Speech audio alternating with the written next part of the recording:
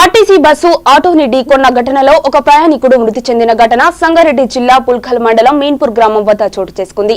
సంగారెడ్డి నుండి పుల్కల్ మండలం కోడూరుకు వెళ్తున్న ఆటో డ్రైవర్ మహేష్ అజాగ్రత్తగా ఆటోను నడపడం వల్ల ఎదురుగా వస్తున్న ఆర్టీసీ బస్సును ఢీకొనడంతో కోడూరు గ్రామానికి చెందిన పెద్దబాగు యాదయ్య అనే వ్యక్తి సంఘటనా స్థలంలోనే మృతి చెందాడు.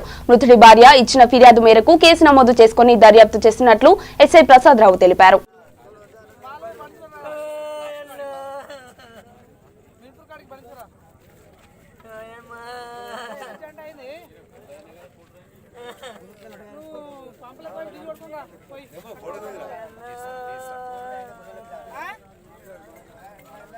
బస్సు సేఫ్ సైడ్ వచ్చింది, కరెక్ట్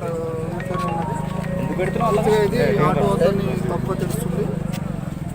ఆటో డ్రైవర్ పేరు మహేష్, చనిపోయిన అతని పేరేమో యాదయ్య, కోడూరు విలేజ్. ఇద్దరిది ఆటో డ్రైవరు నడుపుతున్న వ్యక్తి కోడూరు విలేజ్ అండ్ ప్యాసింజర్ చనిపోయిన యాదయ్య కూడా కోడూరు విలేజ్ అతనే.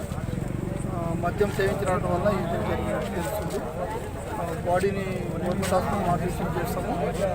వాళ్ళ భార్య ఫిర్యాదు చేస్తాము. ఫిర్యాదు మేరకు తగు చర్యలు తీసుకుంటాము.